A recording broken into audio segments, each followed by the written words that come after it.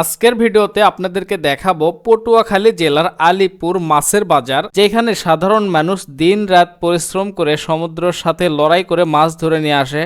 আসসালামু আলাইকুম এভরিওয়ান, সবাই কেমন আছেন? আশা করি সবাই ভালো আছেন। আজকে আমরা যাচ্ছি আলীপুর, যেখানে নাকি বড় বড় সাইজ মাছ পাওয়া যায়। তো আমার সাথে আছে এই যে মিজেনুর হাওলাদার আঙ্কেল আছে, ওনাকে নিয়ে আমরা যাচ্ছি। তো আমরা কিন্তু ছিলাম কুয়াকাটা মেয়র বাজার, অ্যান্ড সেইখান থেকে আমরা যাচ্ছি আলীপুর। আর এই অটোগুলো ভাড়া কিন্তু মাত্র 20 টাকা করে। এইখান থেকে গেলে আপনাদেরকে 20 টাকা করে খরচ করতে হবে। আমরা তিনজনের 60 টাকা পড়ছে। তো আমরা যাচ্ছি কিন্তু একদম রানিংয়ে। কুয়াকাটা সমুদ্র সৈকত থেকে আলীপুর মাছের বাজারের দূরত্ব কিন্তু প্রায় 5 কিলোমিটার। প্রতিজনের ভ্যান ভাড়া ছিল মাত্র 20 টাকা পিস। ওই তো সামনে কিন্তু সেই বাজার, আমরা কিন্তু প্রায় কাছাকাছি চলে আসছি। আর অল্প কিছুক্ষণের মধ্যে আমরা কিন্তু সেই বাজারে পৌঁছে যাব। সো আমরা কিন্তু অলরেডি চলে আসছি কুয়াকাটা আলী বাজারে।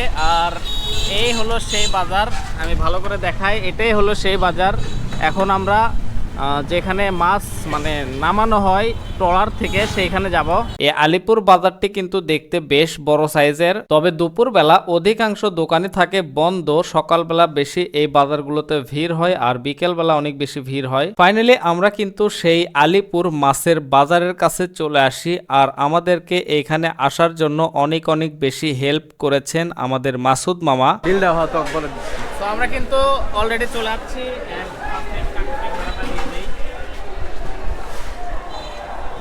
তো এখন আমরা ভিতরে ঢুকবো এন্ড দেখবো কি কি মাছ পাওয়া যায়। ওরে বাপ রে বাপ, এ তো বিশাল বড় মাছের আড়ত। এগুলো চাঁদা না, সমুদ্রের মাওয়া। মাওয়া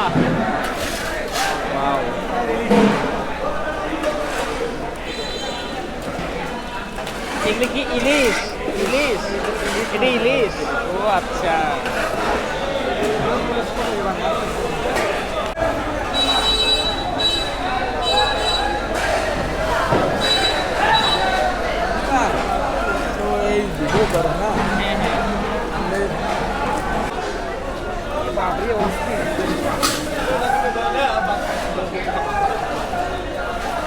ইলিশ আছে তোলেন, ইলিশ হয় কিন্তু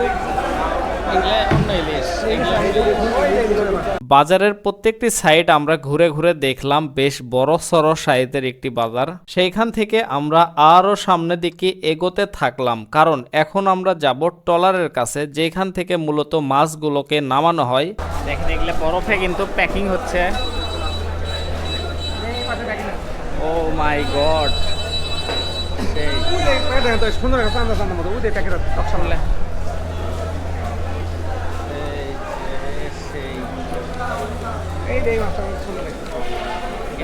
এটা কি মাছ ধরে ভাই? রূপচাঁদা। আর এগুলো হলো নদীতে মাছ ধরার কিন্তু সেই রকম জাল, প্লাস এই যে বক্সে করে কিন্তু এগুলা মানে পাঠানো হয় দূর দূরান্ত। নিচের দিকে নামান। তো এই হচ্ছে সেই ফেরিঘাট, এখান থেকে কিন্তু সেই মাছগুলো আসে।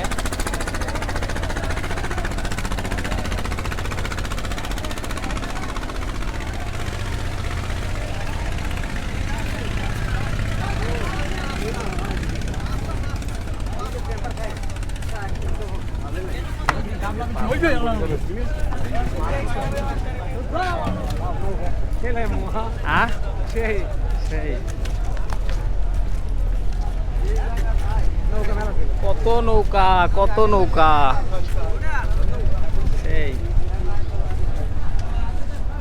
দেখেন এগুলা কিন্তু জাল, এগুলা জাল দিয়ে কিন্তু এই নদী থেকে মাছ নিয়ে আসা হয়।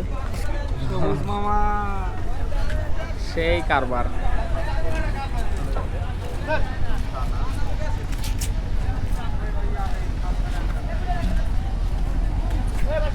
কত মাছ, কত মাছ। ভাই একদিন আমাকে নিয়ে যাবেন? আপনাদের সাথে একদিন যাওয়ার খুব স্বপ্ন, ইনশাআল্লাহ।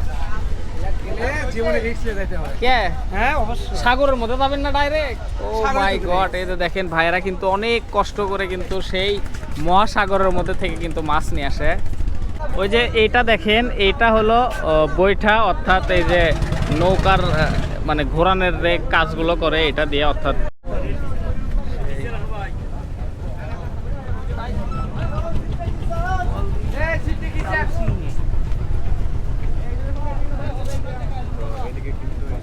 দেখেন নিচে আরেকটা গ্রাউন্ড আছে, অর্থাৎ নিচে কিন্তু একদম ফ্রিজিং করে রাখা আছে সেই মাছগুলা। আপনারা তো দেখছেন যে ওই যে চঞ্চলের একটা ফিল্ম আছে হাওয়া, তার মধ্যে যে চঞ্চলের যে চরিত্রটা দেখছেন, অর্থাৎ নৌকাতে কিভাবে মাছ নিয়ে যাওয়া হয়, ঠিক এটাই কিন্তু সেই রকম। এই যে দেখেন নিচ থেকে এখন কিন্তু ভাই মাছ মানে উঠাবে ওই গাবনায়, ওর মধ্যে মানে থাকার জায়গা, রান্না বান্না সব হয় ভিতরে। ও সেই নিচে কত বরফ আছে, অনেক বরফ আছে। যাবো ভাই একটু ধরেন তো। না সমস্যা নাই ভাই রে ভাই, সেই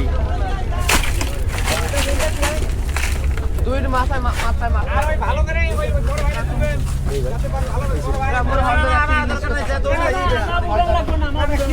আপনাদের ভোট আপনাদের দেখাবে এই মুরব্বীর ভোট ভাই ওই ভাই ঠিক আছে ভাই। ওই যে দেখেন একদম ভাই একটু সাথে দিবে একদম নিচে। আর এই কাকারা কিন্তু এর ভিতরে থাকে, ওই যে নিচে দেখেন ঘর আছে। এই যে দেখেন কাকারা মানে যারা 8-10 দিন ধরে মাছ মারে তারা কিন্তু এরই মধ্যে থাকে। এই যে ভিতরে একটা থাকার জন্য সুন্দর একটা ঘর আছে, প্লাস ওই যে উপরেও একটা ঘর আছে, একটু দেখাই। ওই যে একটা ওই পাশে একটা ঘর আছে। না না এটা হলো বাথরুম ওইটা ও আচ্ছা, বাথরুমও আছে।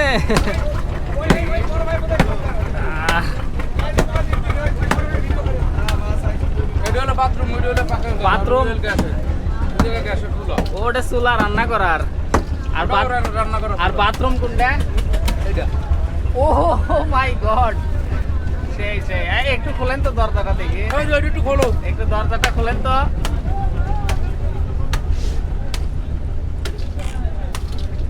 ও মাই গড, দেখেন টয়লেট লাগলে কিন্তু এখানে বাথরুম করা হয়, প্লাস এই যে উপরে থাকার নিচেও থাকার জায়গা আছে। আর এটা হলো যে সেই রান্নার চুলা, এখান দিয়ে কিন্তু মানে রান্না করা হয়। আমি এখন জাহাজের নাবিক হয়ে গেছি, একদিন যাওয়া লাগবে, মানে 5 দিনের সফরে মাছ ধরবে। তো এই ছিল আজকের কুয়াকাটা অলিপুর মাছের বাজারের ভিডিও। দেখা হচ্ছে পরবর্তী নতুন কোনো ভিডিওতে। আল্লাহ হাফেজ।